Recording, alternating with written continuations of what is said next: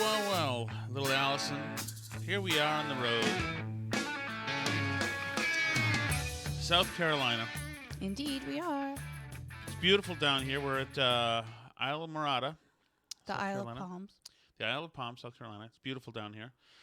Lovely little community, right on the water. It's beautiful. It's lovely. It's fantastic. We got down here by driving 16 hours. It was terrible. Correct. Every accommodation was made. My brother did everything. He got a 15-passenger van. He had drinks in the van, seltzers. He did everything. He did everything possible to make it stress-free. Like a good man, he stepped up every step of the way, tried to accommodate in every way. He drove the whole way because I fell ill with freaking spine cancer for something on the way down. So he drove all 16. Well, I drove an hour in total hell. What's that look? No, I just am fixing something. But this does represent a this represents a turning point in my life. You're never driving anymore. I will never drive ever any longer than 5 hours ever in a row, and maybe not even that. It's over. I am now pushing 50. That is done. That is done. I have also been just very ill and sick and trying to sleep, and I don't know what I have. It's not COVID. It's some kind of whatever. So I've just been sleeping in the back of the van. Thankfully, he got a huge van, so I can actually sleep on a thing. Mm-hmm. But yes, those days are over. Finito. Bye-bye. I am done. Done. Our kids will be old enough soon to drive around with their friends, and they can all bundle up in the car like little sardines and go on big road trips, and good luck, guys. That's fine. Daddy is DUN forever. So, got a couple of texts that I want to talk about here. Okay. Alice and I have been in a hyperbaric chamber of hell.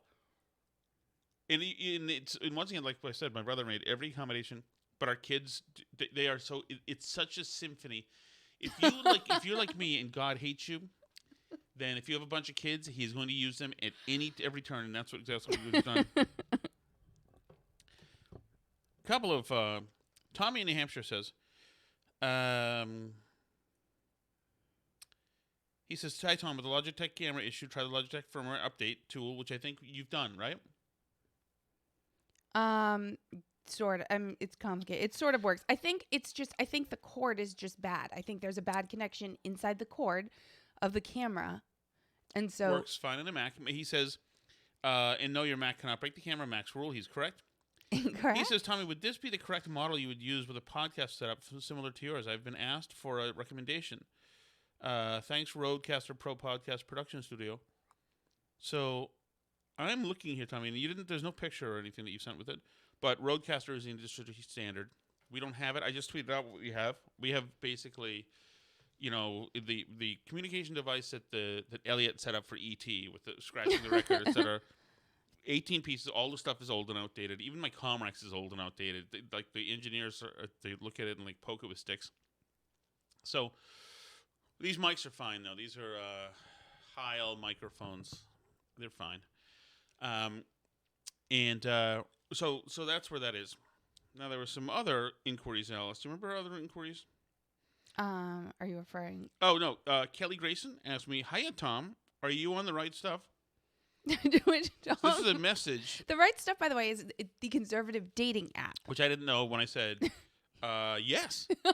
Why do you say yes to things? Are you enjoying if you it? don't know what they are, though? I thought, what an adventure. Maybe Kelly Grayson will do something crazy. I realized that she's a 56-year-old, 500-pound Ukrainian man, but her profile picture is attractive. Well, then there you go. She must be a hot girl. The other thing is, Alice Shattuck was viciously attacked about mispronunciation or enunciation, and Alice, if anything, is guilty of over-enunciating. For instance, that R gets a lot of work in February. Which is Rural. Yeah, and rub. As in The Not opposite of urban. Yes, rural. She likes that. She thinks she's doing a little touchdown dance by showing how she can enunciate like that. But she did not. She did not say Supposedly. supposedly. I was accused of saying supposedly, and I don't think I say supposedly. No, don't say it was supposedly. God, how trashy would that be? God, no. I don't think that I do. And then, let's see. Oh, my buddy Gary Byron says hello from the other station. That's nice. We also got a nice message from Tom G, letting us know things to do down here. He escaped New England and now lives down here near where we are, and gave us some ideas of what to do in Mount Pleasant. Great food, big outdoor mall called Town Center. Should be decorated by now. He recommends the Boone Hall Plantation tour in Mount Pleasant, or take a ride to see Middleton Place and Magnolia Gardens in West Ashley. Downtown Charleston is fun. King Street. I assume that's where the movie Magnolia was. No clue. No, I don't. I think I'm probably wrong about that. Okay. But I know that Clint Eastwood did a movie in Magnolia. I don't know. I've lost my mind. Like I told you that I've had some kind of illness. You mean Magnolia Gardens? Yes. Why? Near Boone. No, I mean, I'm just wondering because it might be a different. How do you know it's even the same place? I don't. I don't know anything just anymore. Making things up? I don't know anything more. Although I do know a couple of things. Okay. We were managing between me getting last rites during the trip as I'm dying. We managed to get Alice managed to find a couple of news items. And are we kidding now with what we're doing? CBS has breaking news. And this is stunning. I actually had to sit down for this because this was absolutely stunning. Listen to this. You probably haven't heard the story yet, Alice. But the sitting president's son is embroiled in a controversy. And as Republicans take control of the House, Hunter Biden, the president's son, will be a target for investigations. And that means data from a laptop reported to belong to Biden could be crucial to the investigatory process. CBS News has obtained its data not through a third party or political operative, but directly from the source, who told us they provided it to the FBI under subpoena. And we commissioned an independent forensic review to determine its authenticity. Senior investigative correspondent Catherine Harris joins us now with what we found. Catherine, I'm very interested. Good morning. Now, pause for a second. Now, I assume what they're going to tell us is what they've been telling us. All the national security experts have been telling us all along, which is that this has all the hallmarks of a Russian disinformation campaign. That's what all the serious people have said this whole time. Absolutely. And yesterday we were listening, or was it today? We were listening to, during one leg of our 43-hour trip,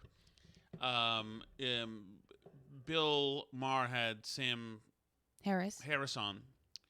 And Harris was saying, well, I mean, you can't really expect the press with just 10 days to the election to have time to verify these things.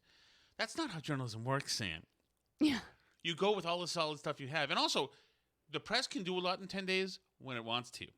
Well, and they can also just run with stuff without checking anything the way they did with the dossier. Right. And Good morning, Tony. These House Republican investigations are coming, and that could be a challenge for the White House as we head into 2023 and 2024. The laptop data we had analyzed showed no evidence it was faked or tampered with. Oh, my goodness. It's only taken 2.5 years.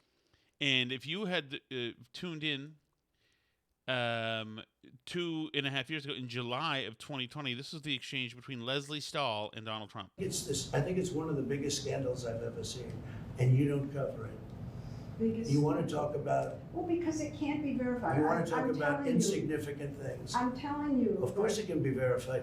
Excuse me, they found the laptop. Leslie. It can't be verified. What can't be verified? The laptop. Why do you say that? Because even the family hasn't... The family...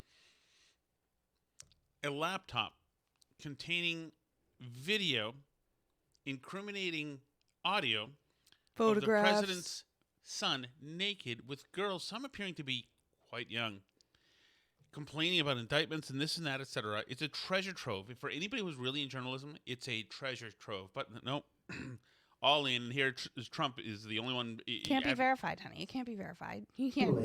On the laptop, he's gone into hiding.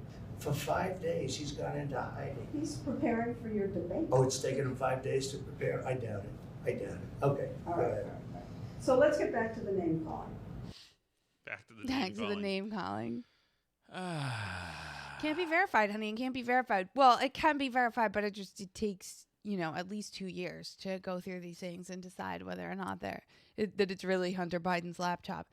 All the hallmarks of Russian disinformation. Now, are they going to come back to those people? Is Jake Tapper going to have any of those people on any of his shows? Any of the national security experts? The very serious people who told us that this was Russian disinformation? I mean, it is. I mean, it's way too late now and whatever. But he doesn't have liars on his show, though. So That's right. It is. It's wonderful to see. And by the way, another thing that Maher and Sam Harris were saying was, it doesn't matter. The worst possible thing that you could find about Hunter and the laptop pales in comparison to what Trump and his kids were doing. They said, sure as hell, confident in those words. And my question is, what is the thing? yeah, Trump's not doing anything. Yeah, what was the thing that Because the kids insurrection hadn't happened yet at that point in time. What so is the thing you that don't have the kids, that. The kids needed, because some plant for a DNC adjacent law firm sent a Russian woman into Trump Tower to talk about. Russia, if you're listening, see, he coordinated. That's how you do it in front of the whole world. He said, Russia, if you're listening. That's how you would. Yeah, if you wanted Russia to In the same hack podcast where Hillary Sam Clinton. Harris was saying, Uh-huh. the problem is that we've lost the credibility of institutions. Yeah. Anything, your ears buzzing at all, Sam?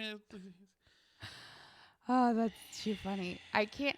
And this, of course, comes on the heels of, we told you the other day that CBS was, out of an abundance of caution, we played that clip, that out of an abundance of caution, they were going to cease posting on Twitter because of their very serious, security concerns about posting on the platform. But now, of course, November 20th, yesterday, they're back. Oh, the tweet's unavailable. After pausing for much of the weekend to assess the security concerns, CBS News and Stations is resuming its activity on Twitter as we continue to monitor the situation. Man, there's a quick way to say you're an activist, and that's the best way. Well, yeah, so it all comes back to they're trying to bring down Twitter right now. Mm-hmm. They're trying to make people think there's something unsafe about using Twitter. Of course, they're not doing that with TikTok, which is literally a national security concern that our actual national security experts are actually worried about people using, because people are posting so much personal information on that app, and China literally has a backdoor into it to get whatever they want out of it. It's Chinese spyware, essentially, is what TikTok is.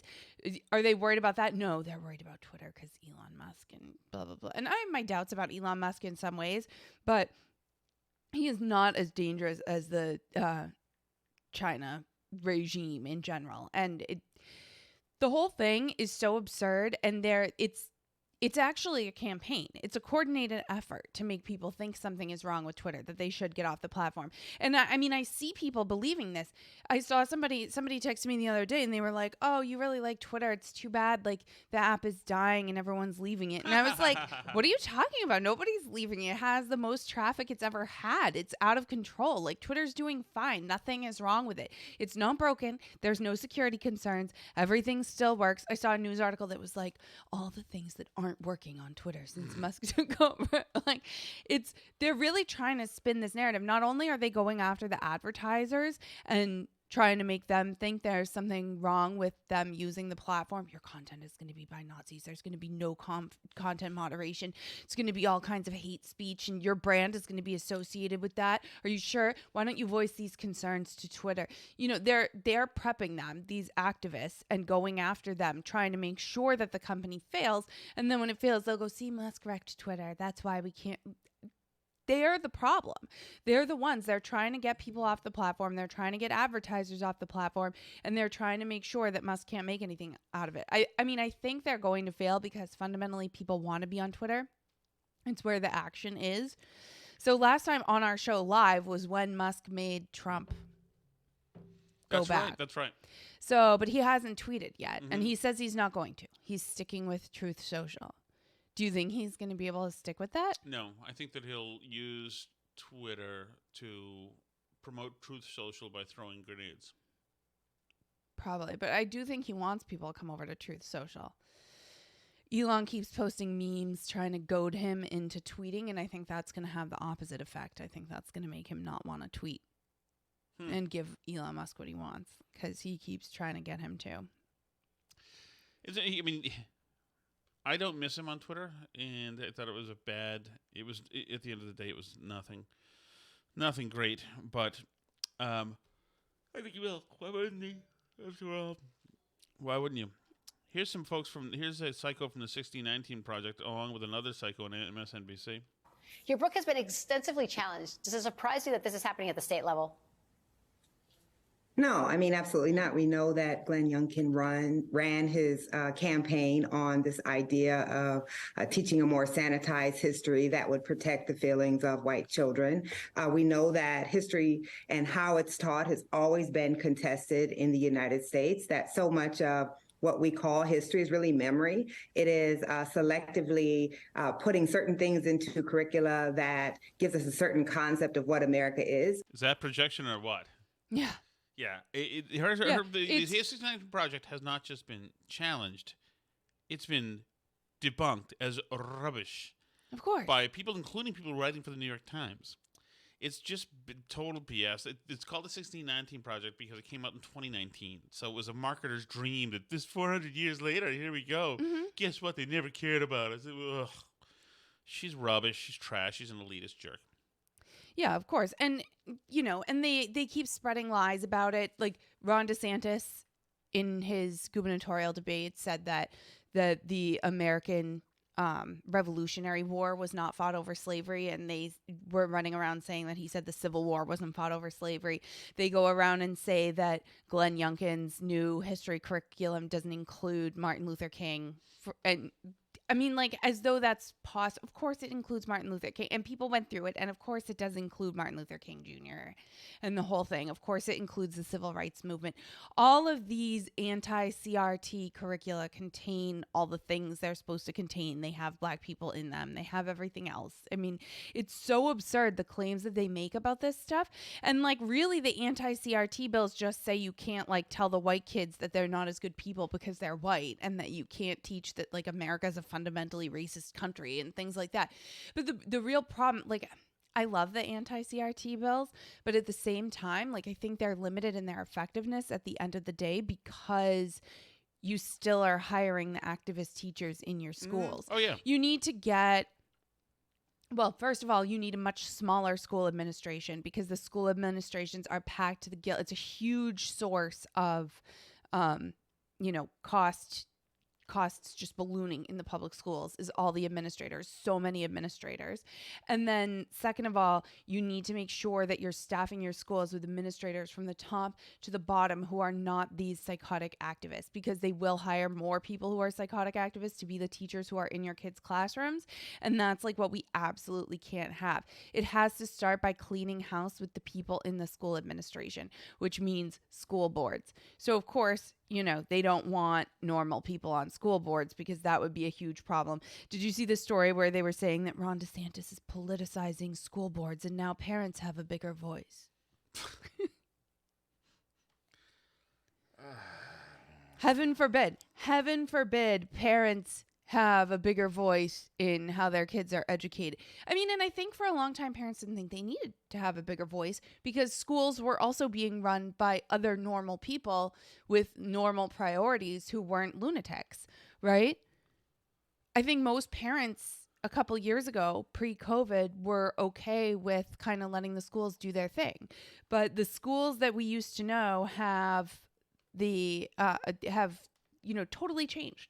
They're completely different from what they once were. And like, people who don't realize this are just delusional, that they're not teaching the same stuff anymore. These are not like your parents' or your grandparents' public schools. And parents absolutely do have to step in and take charge of the situation and make sure. But yeah, there's going to have to be big house cleaning in the public schools in terms of the administrators and the teachers and everyone else.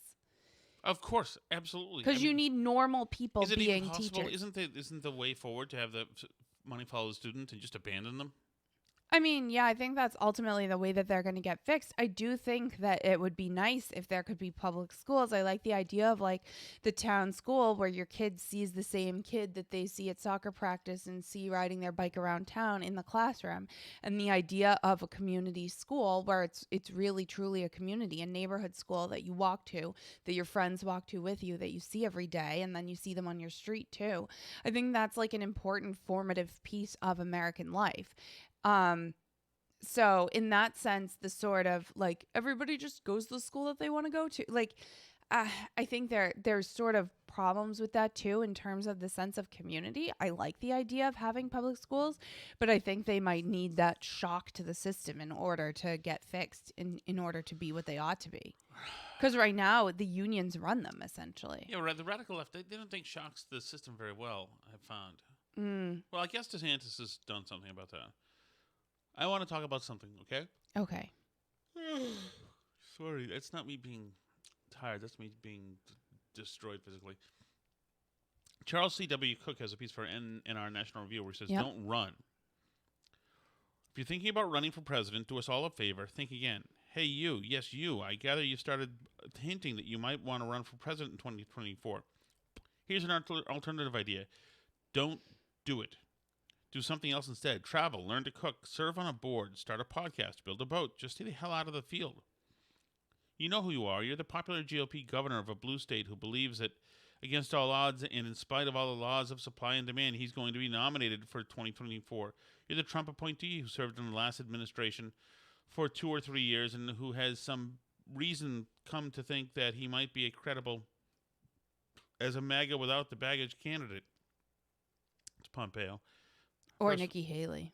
You're the morally decent Republican politician whose friends have convinced him that Nikki Haley's been hinting too because she's super annoying. That all it will take to transcend our current partisan trench warfare is a little integrity and a lot of pluck.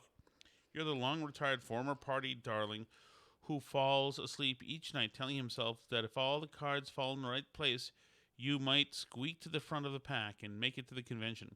And whatever you think is going to happen to you over the next couple of months or years, you're wrong. Worse still, you're counterproductive. Clearly, you don't want Donald Trump to be president again, because if you did, you'd just say, I won't endorse Donald Trump. You'd announce as early as possible, and then having done that, you'd do your level best to wrangle a role as his VP or Secretary of State or Ambassador to France. Instead, you're planning on running against him and enduring all that entails in the hope that you can stop him from returning to the White House, which, frankly, is pretty stupid because by running, you're actually making it far more likely that he'll be the nominee. Why? Well, because, again, you don't stand a chance. That lane your consultant has told you about is actually just 3% of the primary electorate. And while that isn't a huge problem in and of itself, once you add in the other 10 or so Republican politicians operating under the same delusion as you, the non-Trump vote starts to become disastrously divided. So in other words, he'll win a plurality all through the primaries. Right, exactly. Like he did last time, where he was winning all the primaries with like 35% in a winner-take-all system, and everybody else was sucking up 8 to 10% of the vote and making sure that he got in there. I mean, yeah, he's right. I don't see us having as many as 2016. I don't see the 16 candidate field. I do think it will probably be a 3 or 4 candidate field because I think some of them are going to get in regardless. I mean, I think Pompeo's definitely going to get in. Nikki Haley's been hinting. I think she's too wimpy to do it. I don't think. Chris Christie? Chris Christie probably will do it. Even though, like, you've been castrated by Trump. You can't. Right. Him and Ted Cruz and Marco Rubio and everyone else who, like, just was totally disemboweled by him during the 2016 primary. It's a non-starter. You can't do it. Don't you think? It's done for you. Yeah. You can't watch Chris Christie stand there basically on a leash behind Trump. And like, it's not, you can't see him the same way. And then like, what, you're going to stand up to Trump in a debate? I can't. I think there are some political things that just change the way people perceive you. You know, Ted Cruz letting Trump insult his wife's appearance and then like going and supporting him. Yeah. Like you. Well, his dad did kill Kennedy. Trump was right about The that. Zodiac killer, the whole thing. I mean, there's some things you can't come back from, and I think particularly with Trump in the election cycle, you can't. You know, I think it's maybe in some future election cycle, there's some future world where like no alpha males are running for president. That's possible, but I don't see it there for any of those people who Trump attacked during the primaries like that just buckled. I can't envision it. No. And I think they should all go away.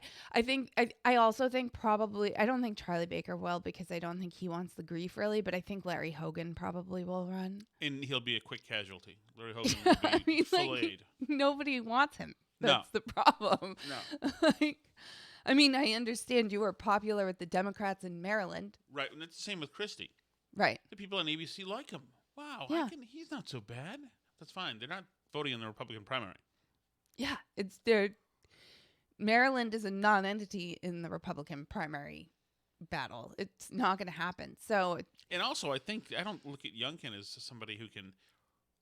Trump defines the game in a primary. He defines it as playing a dirty bar fight. Mm-hmm. So you either get slapped and punched and beat and pretend to play a different game, or you play dirty bar fight game. Yeah, what was the place they all went to? They went to some meeting with like big donors, a bunch of the people who were going to go. I think Youngkin wants to run, but I think he'll hold off. Yeah. I mean, I think he knows this isn't his cycle. I would hope so, but you never know. I mean, he just got there, first of all. Well, so did Ron DeSantis, but... DeSantis I mean, he did serve a whole term, but yeah. But he just got elected. But everybody knows he's running for president. Right, but that's how you do it. Yeah, but I think totally, like, in Virginia, you can only serve one term. It's in a weird year. Oh, that's right. It's in the odd year after the presidential election. And you can only serve one consecutive term in Virginia. Right. So then you can come back and serve later, but you can't do two in a row, which is such a weird system. But yeah, like I don't think he'll do it this time because I think he knows his lane is not there. You know, there's already going to be, I think Pence and Pompeo will because I think it's personal to them. That I think they don't like Trump. I like Pence. You're not seeing it that they'll get in, or you're not seeing it that they'll do well? I think that they'll get in. I don't see how they'll do well. Pompeo is just... I mean, I don't think Americans want crazy, but I think they want a trace of populist still. A better populist. Mm-hmm. And this Pompeo is not... I mean, he lost weight, so... I mean... Well, but Pompeo considers himself like the serious adult on like the foreign policy and the government operations and the stuff like that. Well, okay, that's fine. I mean, people think he's like a deep state hack, basically. I know you don't care about stuff like that. I just don't find him just very exciting. I mean, he's one of these guys who I always hear like people like talk about guys like that, like they're really good. Like you're missing. It's like Tim. Who was Tim about 10 years ago? Tim Ryan? No. Republican. Tim, governor. People said, "Oh, he's the one. He's the one."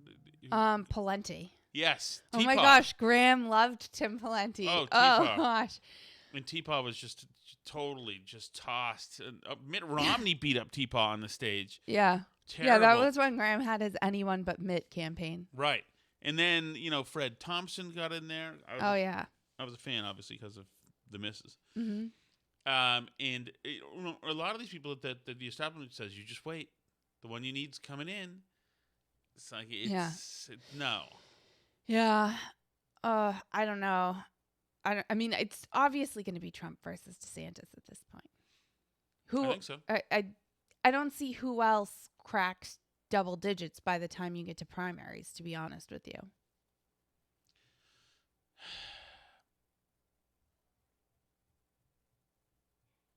No, same here. But I do think Charles Cook is right that I think if you get too many people in there who aren't cracking double digits, I think it presents a problem for Ron DeSantis. But I think the establishment is going to clear the field for DeSantis, which could help Trump, to be honest with you, because any sense that the establishment is colluding to try and keep Trump out of office helps Trump.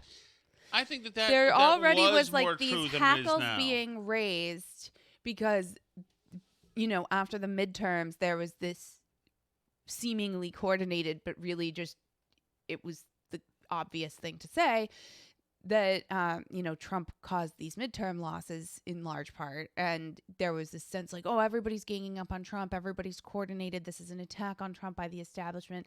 All these traitors stabbing Trump in the back, all this stuff. But I don't know. I don't know how many people really feel that way. I think the polling is pretty clear that Trump dropped double digits in the polls Right. After those midterm results because Republican voters want someone who can win. And I think Trump proved in 2022 that he can't win anymore. I agree.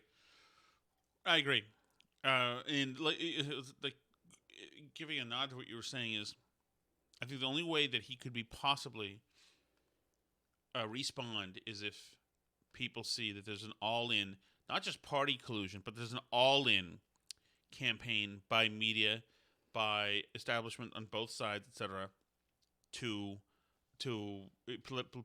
politically assassinate him. Mm-hmm. And that could possibly get the American people to say, hey, wait a second. Because that gives him the opportunity, too, to stand up to it all and not bend. And because he's not going to put, you know, country before parties. He's going to say, oh, yeah, first, let's have this out right now. Yeah. And so that's the big risk. As far as I'm concerned, I think that's a big risk. Yeah, I think the more they act out about Trump, the better they make Trump look. Mm-hmm. If he can keep it together and like weather the storm that they throw at him, then he does look better. The risk for him, if like I'm advising him, is he like flies off the handle and goes off on these tangents and he just like spirals and can't get himself back under control. You know what I mean? Like if you're going off and attacking Youngkin because his name sounds Chinese, like you're not as Trump in a good place, right? That's not a winning Trump. And he's tough because it's tantalizing because he has all the elements that he can do such a good job at this stuff and be so good when he's good.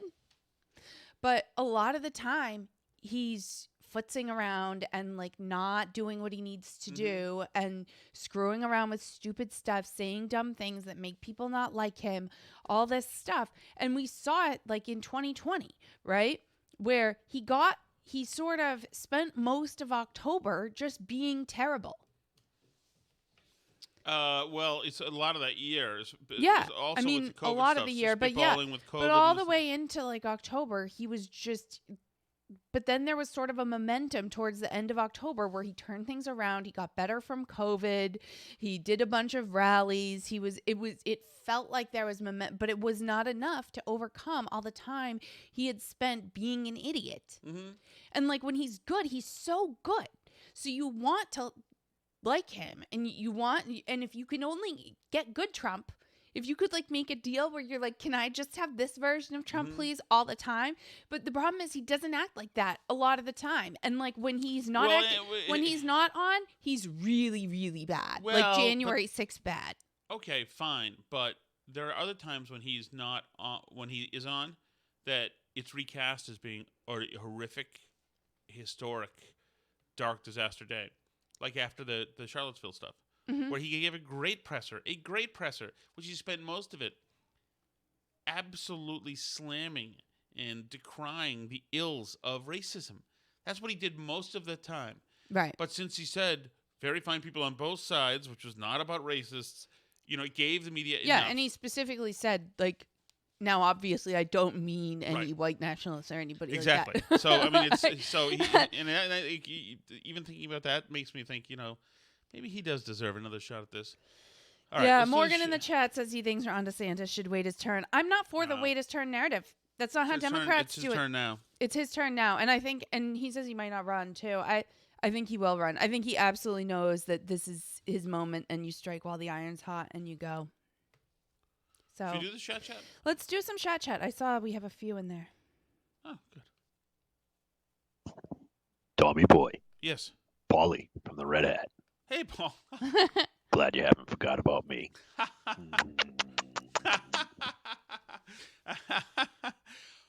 So that's not Paul, because Paul was not a made guy longshoreman like that guy sounds like. Paul was, I think he told me what he did because he was trying to get me to fall for him. It was, as the drinks kept coming, he said he was in maybe education or something. But there was nothing, he was not an alpha. He was a, I don't know, he was intellectual. I don't know what he was. But that was not Paul. But yes, it was one kiss. I believe it was on the cheek. So there you go. I was still a little bit jarred by it. My friend and I ended up running out of there. But it occurred to me too that I actually spent a little too much time in that bar, in the gay bar that was on Cambridge Street at the time, which was called Sporters. Mm-hmm. Because I was there with another friend while other guys were hitting at us. And I remember we danced. I'm so excited for all the things you're going to find out about yourself in therapy, honey. I know. Maybe I was Paul, as a matter of fact. Maybe you're going to leave me for a man at the end of all wouldn't this. that be? That would be amazing. You know, I'd have to get better looking, though. I think there's a standard. I can't think. Yeah. Hey, the name's Morty Halbrook, and I own that Domino's you said looked shady.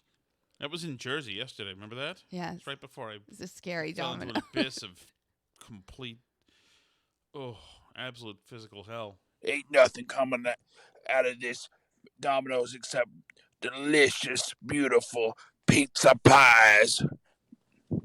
Hey, Susan, you know I get 60%. Anyway, I think the suggestion is that that's a whorehouse, which I don't think is true. But that was the weirdest, shadiest looking Domino's I've ever seen. I never want to go back to that town. Ever.